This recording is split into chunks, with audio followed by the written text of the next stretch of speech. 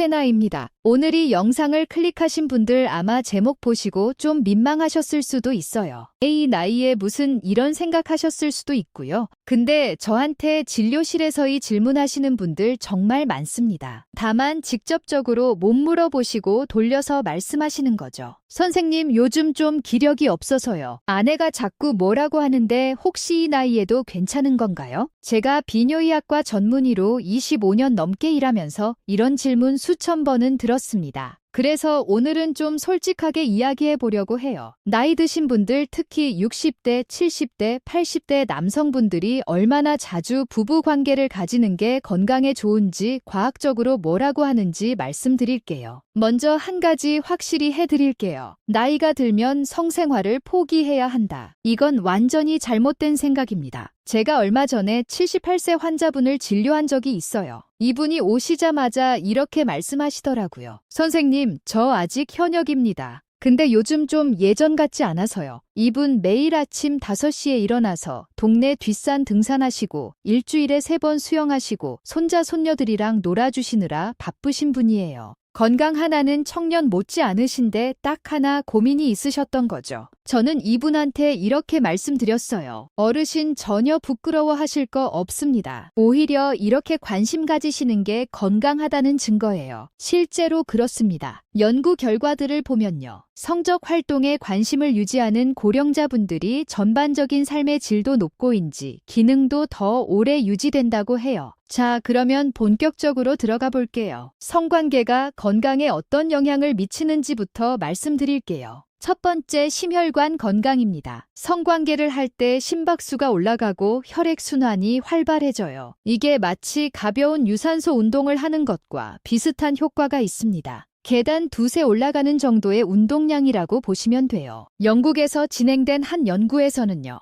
규칙적인 성생활을 하는 남성들이 그렇지 않은 남성들보다 심장질환 발생률이 낮았다는 결과가 나왔어요. 물론 이미 심장에 문제가 있으신 분들은 주체 선생님과 상담하시는 게 좋습니다. 두 번째, 면역력 강화예요. 규칙적인 성관계가 면역글로 불린 A라는 항체 수치를 높여준다는 연구 결과가 있어요. 이게 감기나 다른 감염병에 대한 저항력을 높여주는 거죠. 겨울철에 감기 안 걸리려면 여러 가지 방법이 있지만 이것도 하나의 방법이 될 수 있다는 거예요. 세 번째, 정신 건강입니다. 이게 정말 중요해요. 성관계를 하면 엔도르핀이라는 호르몬이 분비됩니다. 이게 우리 몸의 천연 진통제이자 기분 좋게 만드는 물질이에요. 스트레스 줄여주고 통증 완화시켜주고 기분 개선에도 도움이 됩니다. 특히 고령자분들 중에 우울증 겪으시는 분들 많잖아요. 자녀들은 독립해서 나가고 은퇴하고 나면 사회적 관계도 줄어들고 이럴 때 배우자와의 친밀한 관계가 정말 큰 힘이 됩니다. 네 번째, 수면의 질 개선이에요. 성관계 후에 분비되는 옥시토신과 프로락틴이라는 호르몬이 있어요. 이게 이완과 졸음을 유도합니다. 그래서 성관계 후에 잠이 잘 오는 거예요. 불면증으로 고생하시는 분들 참고하시면 좋겠습니다. 다섯 번째인지 기능 유지입니다. 이건 좀 놀라운 연구 결과인데요. 규칙적인 성관계를 하는 고령자분들이 기억력과인지 기능 테스트에서 더 좋은 점수를 받았다는 연구가 있어요. 성관계가 뇌로 가는 혈류를 증가시키고 신경세포 성장을 촉진하는 호르몬 분비를 자극하기 때문이라고 해요. 치매 예방에 좋다는 거죠. 물론 이것만으로 치매를 막을 수는 없지만 여러 가지 예방 활동 중 하나로 생각하시면 됩니다. 자, 여기까지 들으시면 이런 생각 드실 거예요. 그래서 얼마나 자주 하라는 거야? 솔직히 말씀드릴게요. 정해진 숫자는 없습니다. 일주일에 1번, 한 달에 2번 이런 숫자에 집착하실 필요 없어요. 연구들을 종합해보면요. 중요한 건 횟수가 아니라 질입니다. 얼마나 자주 하느냐보다 할 때 얼마나 만족스러운지, 배우자와 얼마나 연결되어 있다고 느끼는지가 더 중요해요. 실제로 미국 심리학회에서 발표한 연구를 보면요. 일주일에 1번 이상 성관계를 가진다고 해서 행복감이 더 올라가지는 않았다고 해요. 오히려 강박적으로 해야 한다고 생각하면서 하는 성관계는 오히려 스트레스가 된다는 거죠. 그러니까 여러분 숫자에 너무 얽매이지 마세요. 제 환자분들 중에 이런 분도 계세요. 선생님, 저희는 한 달에 1번 정도인데 괜찮은 건가요? 제가 뭐라고 대답하냐면요.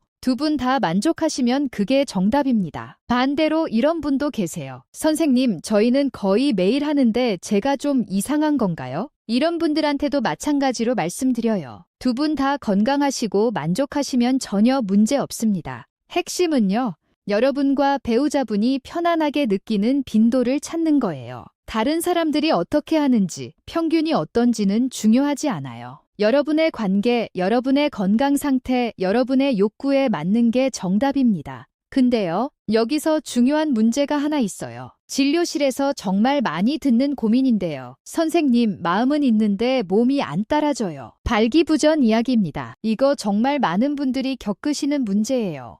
60대 남성의 약 40%, 70대 남성의 약 60%가 어느 정도의 발기 문제를 경험한다고 해요. 그러니까 여러분만 그런 게 아닙니다. 아주 흔한 거예요. 제가 얼마 전에 76세 환자분을 만났어요. 이분이 정말 건강하신 분이에요. 매일 운동하시고 식단 관리도 철저히 하시고 검사 결과도 다 양호하시고 근데 딱 하나의 문제 때문에 고민이시더라고요. 선생님, 저는 아직 아내를 사랑해요. 아내도 저를 사랑하고요. 근데 이게 안 되니까 제가 남자로서 자격이 없는 것 같아요. 이 말씀 들으면서 마음이 좀 아팠어요. 제가 이분한테 말씀드린 거예요. 어르신 발기 여부가 남자의 가치를 결정하는 게 아닙니다. 그리고 이건 치료할 수 있어요. 실제로 발기부전은 대부분 치료 가능합니다. 원인에 따라 다르지만요. 혈관 문제일 수도 있고, 신경 문제일 수도 있고, 호르몬 문제일 수도 있어요. 당뇨나 고혈압, 심장 질환이 있으신 분들은 이런 문제가 더 잘 생기고요. 아이디 선치 터 이대 이다이디 다이데데 너이디데 간다이커 이대 이다이데 다이데 너이데 너이다 일부 약물이 부작용으로 발기부전을 유발하기도 해요.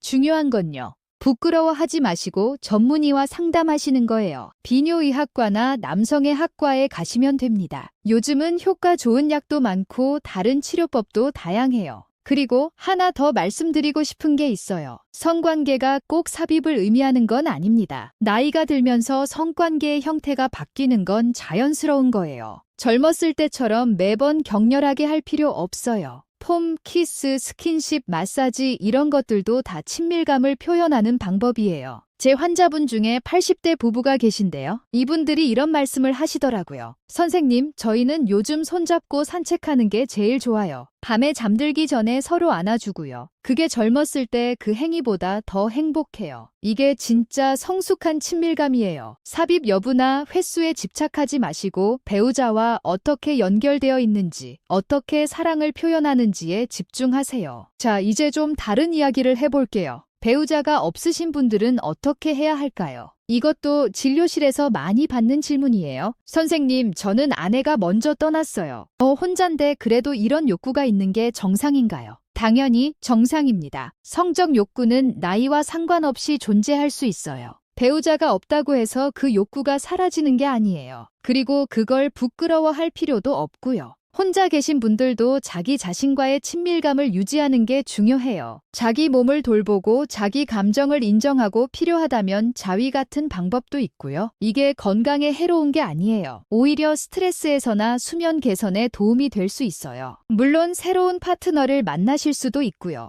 요즘은 시니어분들을 위한 모임이나 동호회도 많잖아요. 다시 사랑을 시작하는 것도 전혀 늦지 않았어요. 또 하나 중요한 게 있어요. 부부 사이의 성적 욕구가 다를 때요. 이것도 정말 흔한 문제예요. 한쪽은 원하는데 다른 쪽은 별로일 때 이걸 어떻게 해결해야 할까요? 제가 드리는 조언은요. 대화하세요. 많은 분들이 주제를 터부시해서 이야기를 안 하세요. 근데 그러면 문제가 해결이 안 돼요. 오히려 서로 오해만 쌓이고 한쪽은 거부당한다고 느끼고 한쪽은 압박받는다고 느끼고 부부가 함께 앉아서 솔직하게 이야기하는 게 중요해요. 나는 이런 게 필요해. 나는 이런 게 불편해. 우리 이렇게 해보면 어떨까? 이런 대화가 필요합니다. 그리고 중요한 거 하나요. 상대방의 욕구를 무시하면 안 돼요. 한쪽이 계속 거부만 하면 다른 쪽은 상처받고 관계가 멀어지고 심하면 다른 곳에서 위안을 찾을 수도 있어요. 반대로 한쪽이 계속 강요하면 그것도 문제고요. 서로 존중하면서 절충점을 찾는 게 중요합니다. 예를 들어서요. 삽입은 어렵지만 다른 방식의 스킨십은 가능하다면 그걸로 대체할 수 있어요. 아니면 빈도를 조절한다든지. 중요한 건 두 사람 다 만족하는 방법을 찾는 거예요. 자, 이제 정리해 볼게요. 오늘 제가 드린 말씀 핵심만 다시 한번 말씀드릴게요.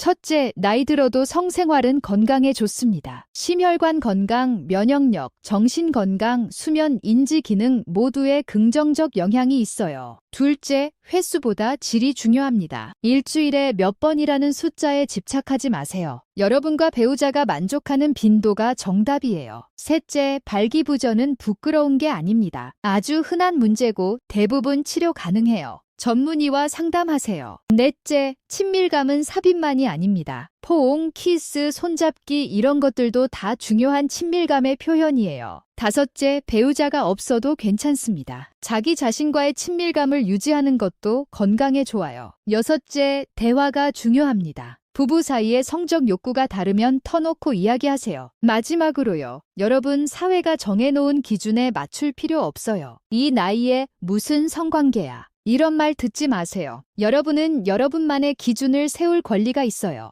친밀감이란 게 뭔지, 여러분에게 무엇이 필요한지 스스로 정의하시면 됩니다. 젊었을 때처럼 해야 한다는 압박도 버리세요. 나이가 들면서 변하는 건 자연스러운 거예요. 그 변화를 받아들이면서 새로운 형태의 친밀감을 찾아가는 거, 그게 성숙한 거예요. 제가 25년 넘게 환자분들을 만나면서 느낀 거요. 사랑하는 사람과 연결되어 있다는 느낌. 이게 결국 가장 중요한 거예요. 그게 매일 밤 격렬한 관계든 아침에 손잡고 커피 마시는 거든 밤에 포옹하고 잠드는 거든 형태는 중요하지 않아요. 연결되어 있다는 그 느낌이 건강하게 오래 사는 비결입니다. 오늘 영상이 도움이 되셨으면 좋겠어요. 혹시 오늘 내용 중에 궁금하신 거 있으시면 댓글로 남겨주세요. 발기부전 치료에 대해서 더 자세히 알고 싶으시다든지 부부관계 개선에 대해서 더 듣고 싶으시다든지 말씀해 주시면 다음 영상에서 다뤄볼게요. 그리고요. 혼자 고민하지 마시고 가까운 비뇨의학과에 상담받으러 가세요. 진짜 별거 아니에요. 감기 걸리면 내과 가듯이 이런 문제 있으면 비뇨의학과 가는 거예요. 부끄러워할 거 하나도 없습니다. 여러분의 건강하고 행복한 노년을 응원합니다. 저는 이세나였습니다. 다음 영상에서 또 뵐게요.